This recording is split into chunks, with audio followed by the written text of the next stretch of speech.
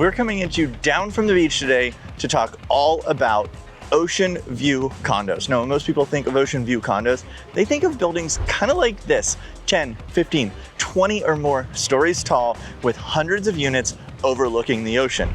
However, here in Charleston, things look a little different. While we don't have the high rises, a lot of our condos just look kind of like this.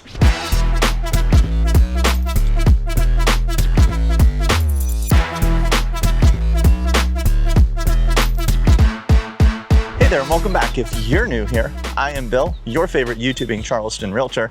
Today, we're down on the beaches to discuss all about Charleston's oceanfront condo living, which is much different than most places. And it was a little surprise to me too. You see, growing up, my grandparents had a condo down in Naples, Florida, and it was in one of those big high rises, like 20 stories. They were on the 14th floor.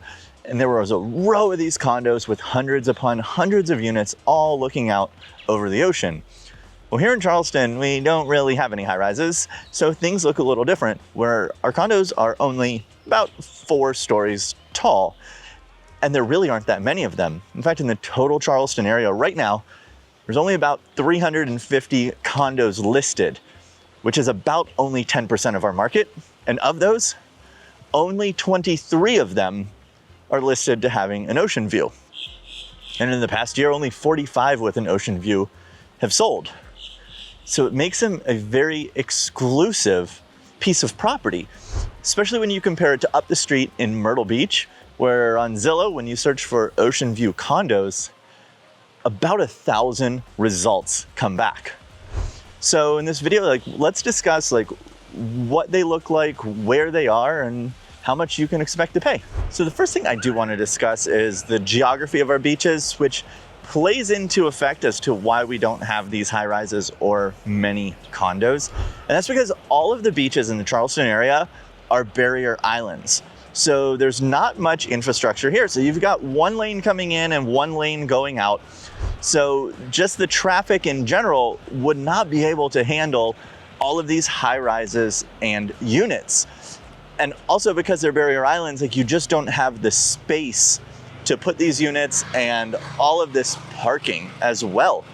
So that's why you get just small little units like this. And then there's some that are a little bit longer, but that's really about it. And the rest of the beach is taken up with all single family residences, most being used as short-term rentals.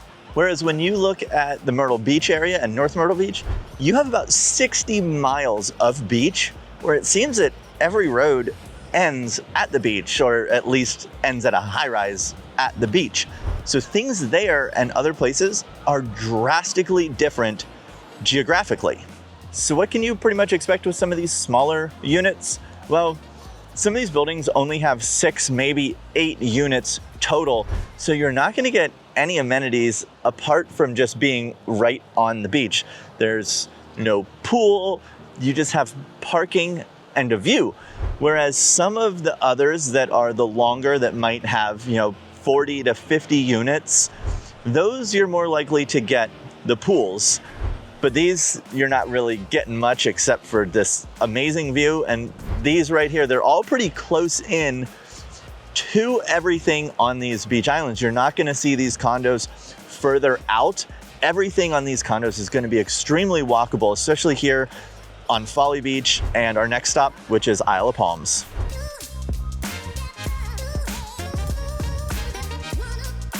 All right, so we are over here on Isle of Palms now, where we're going to see a little bit different style condos than we did on Folly Beach. Yeah, there's the one bigger unit on Folly, but a lot of those smaller ones where we're going to see units like this, which are the sea cabins on the ocean here on Isle of Palms, which is a much larger 3-story condo building. So still 3 stories, but they've got that pool. They've even got access to a fishing pier on site. But then further down, there's also some old converted small hotels where you can occasionally buy a unit when they pop up. But mind you, they're little efficiencies. So they're 300 square foot units, but they're right on the beach and they're right next to all the restaurants and the bars and everything that has to offer. But these aren't the only 2 areas where you can find a condo So we've got Folly Beach, we've got Isle of Palms, and on Isle of Palms, you've also got the Wild Dunes Resort, where you're gonna find a lot more of that luxury you're gonna find a lot more of that luxury condo down there with the penthouses on the, third, fourth, or fifth floor.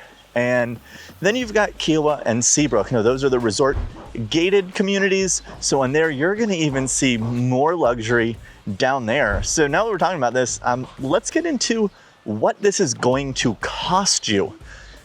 And that is a wide range of prices. So here at the Sea Cabins on the ocean, you can get a 1-bedroom, about 500 square foot condo in the mid 500s. Now, when you get into the areas like Wild Dunes, Kiowa, and Seabrook, these prices are gonna jump into the millions, even with a condo on Kiowa going for over $3 million. On top of the actual cost of the condos, as you're aware, you've also got your HOA and regime fees.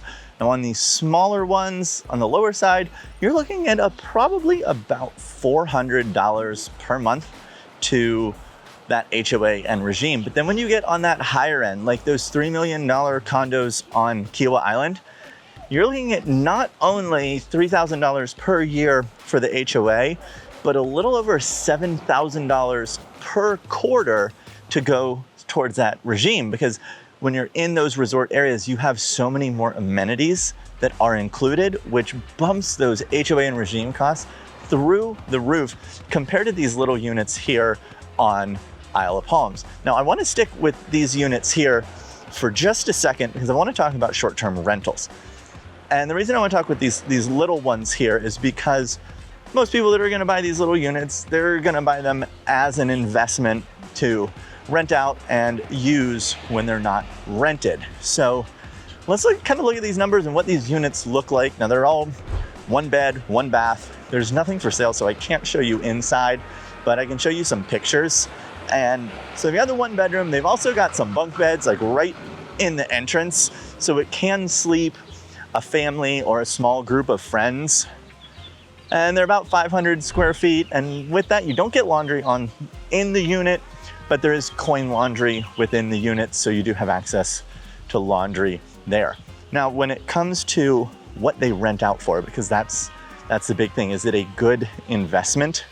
And over here, these 1 bedrooms over the past 4 years have an average of $275 per night with an astounding 87% occupancy rate. Now, when we get over to Wild Dunes, the number jumps to about $403 a night with an occupancy rate of 64%. And now those are both on Isle of Palms. Now when we get to Folly Beach, just so you know, as of the filming of this, there is a short-term rental cap, and anything that's currently a short-term rental, that short-term rental license for an Airbnb does not transfer. So buying an investment for short-term rentals on Folly Beach is not possible at this time. That could always change. And when we get down into Kiowa and Seabrook, there are other rules down there. And when we look at those occupancy rates, remind you, they're about 45 minutes away from Charleston. And Kiowa condos have a 59% occupancy rate over 4 years, and Seabrook is 62%. So those are more seasonal because you get a little further away from downtown. With Isle of Palms being so close and these small, cheaper units in the winter, there's more likely to be someone to just take a quick weekend trip down here when the weather isn't quite as nice. And another thing to take into account with these units and whether it's going to be a primary or a secondary residence or an investment are the way taxes work in South Carolina. So if you're unfamiliar with this, in South Carolina, there are 2 different rates for property taxes. There's primary residence and non-primary residence. For a primary residence, your taxes are going to be about an effective rate of anywhere between 0.5 to 0.6% the value of your home when you purchase it, which is extremely low. However, if that is a non-primary residence, you can expect those taxes to triple or possibly quadruple. So that is going to make your payment significantly higher if it's non-primary residence. So that's something to take into account if you're purchasing something as an investment. If you want to know what those taxes are going to be estimated out at, just go ahead. Like, I've got my email down below, info@livinginchs.com, and I'm more than happy to run those numbers for you and let you know what that's going to be. So while the number of condos here in the greater Charleston area right on the water is extremely limited, that makes them pretty much in higher demand. Again, only 45 have sold in the past year, and there's only 23 on the market today at the time of this filming. What that means is if that's something that you're looking for, there's a greater chance of more appreciation in these units than there is in markets like Myrtle Beach, where there's 1,000 for sale at any given point. You've got less competition when you go to sell. You might have more competition when you go to buy, but when it comes time to sell, chances are there's not going to be many on the market. So if you want to know like what it would look like, what you can afford, and if it's the right move for you, go ahead and reach out. Like down below, I've got a link. You can jump straight on my calendar or shoot me a text or email me at, like I said, info@livinginchs.com. And I'll be happy to talk to you, see if it's the right move for you. And as always, see you on this video right here. If you want to learn more about these beach communities, I've got two videos right here about Folly and Isle of Palms. I'll see you on one of those videos.